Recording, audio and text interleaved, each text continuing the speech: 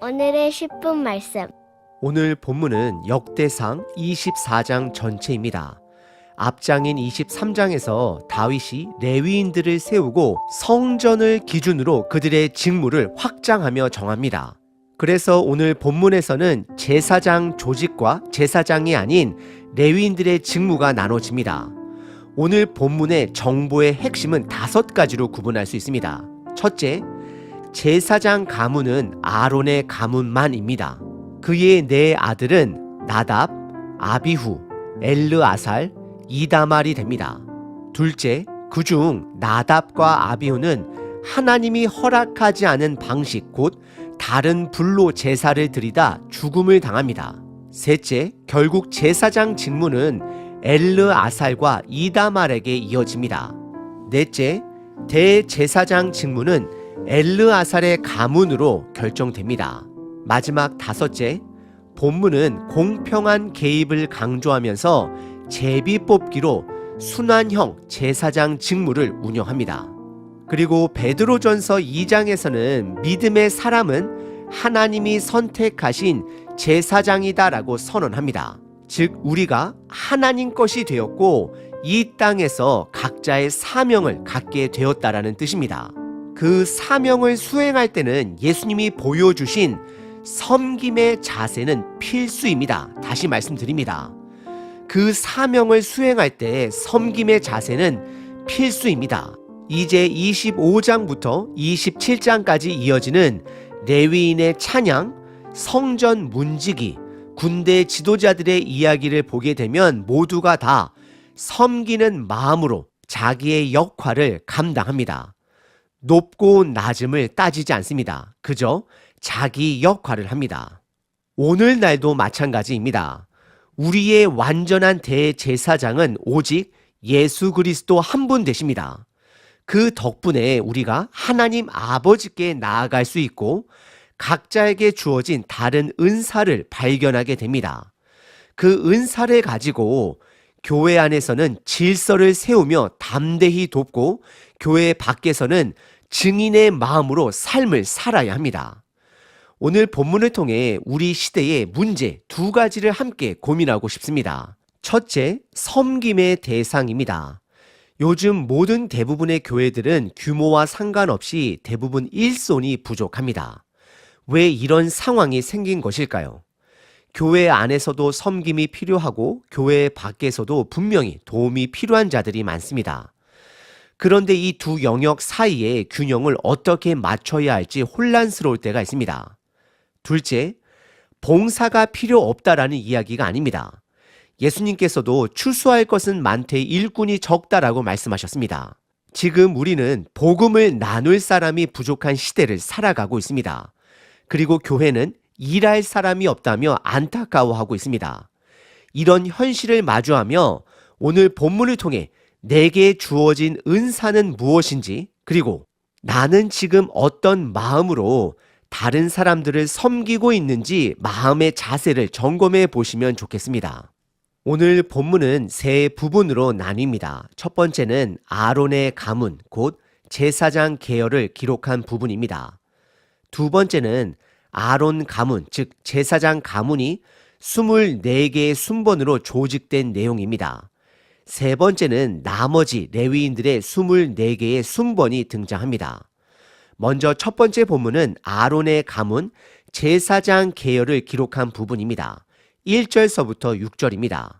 1절에 보면 아론에게는 4명의 아들들이 있었습니다. 나답, 아비후, 엘르아살, 이다말입니다. 2절에는 나답과 아비후가 아버지보다, 즉 아론보다 먼저 죽은 이야기가 나옵니다. 왜 죽었는지 본문은 명확히 말하고 있지는 않지만 우리는 그들이 하나님이 허락하지 않은 불로 제사를 드리다 죽임당한 일을 알고 있습니다. 그래서 제사장직은 남은 2 아들 엘르아살과 이다말에게 맡겨집니다. 그리고 대제사장은 단 한 사람만 허락되었습니다. 성경이 명확하게 설명하지는 않지만 나중에 보면 대제사장은 엘르아살의 후손에서만 나옵니다. 이것은 사무엘상 2장과 연결해서 볼 수 있습니다. 그곳에서 엘리라는 대제사장이 등장하는데 그는 이다말의 계열로 여겨집니다. 엘리의 아들들은 성전에서 제사 규례를 무시하고 회막에서 일하는 여인들과 음행까지 저질렀습니다. 엘리는 이들을 징계하지 않았고 하나님은 결국 사무엘상 2장 35절에서 그의 제사장직을 끊어내십니다. 그래서 이다말의 계열도 죄로 인해 끊기고 결국 제사장직은 엘르아살의 가문에서만 이어진다라는 흐름이 형성됩니다. 다윗 시대의 대제사장 사독 역시 엘르아살 계열입니다. 이것은 단순한 족보 기록이 아닙니다. 하나님께서 어떤 사람을 사용하시는지를 보여줍니다. 하나님은 능력이 많은 사람을 쓰시는 것이 아니라 깨끗한 그릇을 사용하십니다. 4절에 보면 엘르아살 가문에서는 16명이, 이다말 가문에서는 8명이 대표로 선택됩니다. 이건 단순히 수의 비율 때문이 아닙니다. 하나님의 선택입니다. 5절에서 그 선택의 방법이 제비뽑기였음을 보여줍니다. 구약에서의 제비뽑기는 우연이 아닙니다. 하나님의 뜻을 따르는 방식입니다. 그래서 가문의 구분 없이 공정하게 나누었다라고 기록되어 있습니다. 누구도 불공평하다라고 말할 수 없습니다. 우리는 더 많이 가진 것이 복이라고 생각할 수 있지만 하나님은 각자에게 다른 재능과 능력을 주셨고 우리는 그것을 따르고 순종하면 되는 것입니다. 6절에서는 그 제비뽑기 과정이 공개적으로 진행되었다라는 것을 말합니다. 왕, 제사장, 족장들이 지켜보는 가운데 이루어졌습니다. 레위인 스마야는 서기관으로서 그 결과를 기록했습니다. 그리고 제비뽑기 방식도 공정했습니다. 엘르아살과 이다말 가문이 번갈아 가며 순번을 정했습니다. 두 번째 본문은 제사장 가문 곧 아론의 자손에서 24개의 순번이 정해지는 내용입니다. 7절서부터 19절입니다. 지금 우리에게는 제비뽑기가 낯설게 느껴지지만 당시 고대 사회에서는 매우 일반적인 방식이었습니다. 이스라엘은 땅을 나눌 때도 제비를 사용했고 아간의 죄를 밝힐 때도 하나님께서 제비를 통해 범인을 드러내셨습니다. 구약에서는 제비뽑기가 단순한 추첨이 아니라 하나님의 뜻을 분별하는 도구였습니다. 이 모든 과정은 사람의 선택이 아니라 하나님이 직접 주관하신다라는 믿음이 전제되어 있습니다. 심지어 신약에서도 가론 유다의 빈자리를 대신할 사도를 뽑을 때 마띠아가 제비로 뽑혔습니다. 우리는 누가 뽑혔는가에 집중하지만 성경은 하나님이 누구를 선택하셨는가에 초점을 둡니다. 그리고 제비뽑기의 큰 장점 중 하나는 공정함입니다. 사람이 뽑는 것이 아니기에 나이나 배경, 가문에 상관없이 모두가 공정하게 뽑히고 섬길 수 있습니다. 그래서 특정 가문이 독점하거나 편애받는 일이 없게 됩니다. 이 본문에는 엘르아살 계열에서 16명, 이다말 계열에서 8명, 총 24개의 제사장 순번이 기록됩니다. 이 명단은 마치 교회에서 가정별 또는 소그룹별로 봉사 순서를 정해놓은 순번표와 같습니다.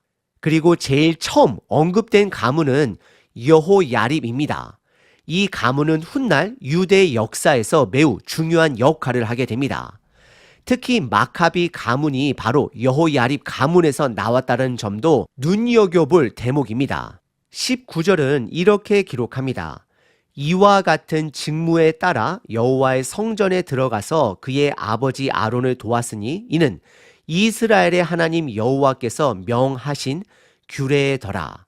이 말씀의 핵심은 제사장직이 질서 있고 체계적으로 운영되도록 하나님이 직접 정하셨다라는 것입니다.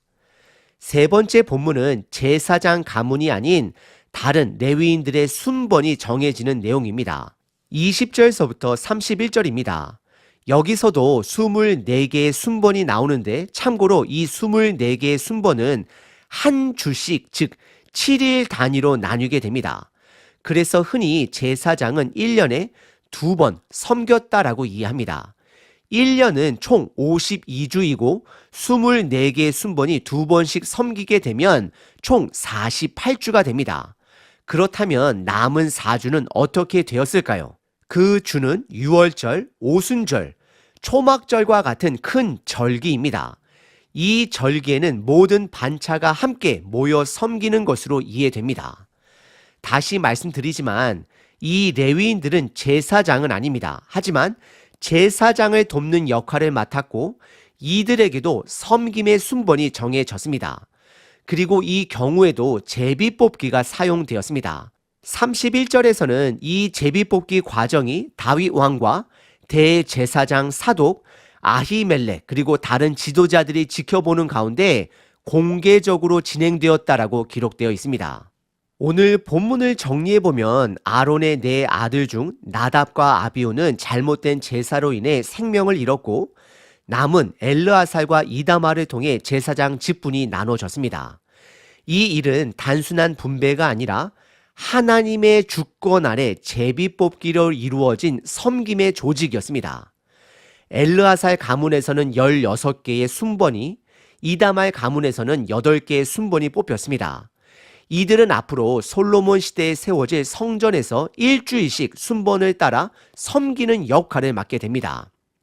그리고 아론의 자손이 아닌 레위인들, 즉 제사장을 돕는 이들 역시 24개의 순번으로 제비뽑기를 통해 섬김의 질서를 갖추게 됩니다.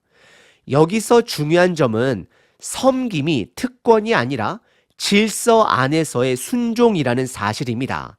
다시 말씀드립니다. 섬김이 특권이 아니라 질서 안에서의 순종이라는 사실입니다. 그래서 제비뽑기를 통해 누구도 독점하지 않고 모두가 공정하게 순서를 받았습니다. 이 기준은 사람이 아니라 하나님입니다. 하나님이 공정하게 나누신 것입니다. 그렇다면 이 제비뽑기의 정신을 오늘 우리가 어떻게 적용할 수 있을까요? 첫째, 회전제입니다. 섬김은 돌아가야 합니다. 한 사람이 오래 맡게 되면 지치거나 독점할 수 있습니다. 그래서 가능하다면 일을 함께 나누고 순번을 정해 교대로 섬겨야 합니다. 사실 말은 쉽지만 적용하기에는 참 어려움이 따릅니다. 둘째, 자격 있는 사람들 중에 실질적으로 제비뽑기를 사용할 수 있습니다. 다시 말씀드립니다. 자격이 있는 사람들 중에 제비뽑기를 사용할 수 있습니다. 디모데전서 3장에서는 집사와 감독의 자격이 나와 있습니다. 그 기준에 맞는 이들 중에서 제비뽑기를 통해 선택할 수 있다는 것입니다. 결국 이것은 사람에게 집중하는 것이 아니라 하나님께서 세우신다라는 믿음을 중심에 두는 것입니다. 중요한 건 사람이 아니라 하나님이 그 사람을 세우셨다라는 믿음입니다. 셋째, 섬김의 희생 정신입니다.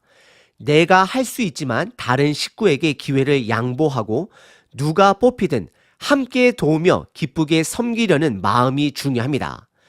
하지만 이 시대는 또 다른 현실을 마주합니다. 일할 사람이 없다라는 것입니다. 예수님도 복음 전할 일꾼이 적다라고 하셨고 지금 교회도 일꾼이 없다라고 탄식합니다. 저도 사실 명확한 답은 없습니다. 하지만 한 가지는 분명합니다. 복음에, 우리가 이미 받은 복음에 감사하고 복음으로 기뻐하는 사람들이 함께 모여서 서로를 도우며 섬길 때 그 숫자가 몇이든 그 안에 하나님이 일하십니다. 하지만 반대로 주님의 복음을 제대로 깨닫지 못한 사람들, 경험하지 못한 사람들이, 복음에 감격 없는 사람들이 모여서 섬기게 되면 그게 오히려 문제가 됩니다. 왜냐하면 복음에 감격이 없는 사람들만 모여 섬김을 하게 되면 그곳엔 온전한 기쁨도 지속력도 없기 때문에 결국 문제가 생기게 됩니다. 만약 섬김의 사람들의 숫자가 적다면 교회 일의 양을 줄이면 됩니다. 지금 교회가 너무 많은 일을 하려다 거품이 생긴 것일 수 있습니다. 이제는 그 거품을 걷어내고 복음의 기쁨만 남겨야 할 때입니다. 복음 앞에서 겸손하게 함께 섬기며 살아가는 식구들로서 우리는 다시 하나님의 뜻 안에서 자리를 찾아야 합니다. 저와 여러분들은 지금 내게 맡겨진 작은 자리에서 하나님께서 어떻게 일하고 계시는지 한 가지라도 발견한 것이 있으십니까? 우리 함께 내가 할 수 있는 안에서 기쁨으로 섬깁시다. 이것이 특권입니다. 항상 기뻐하라. 쉬지 말고 기도하라. 범사에 감사하라.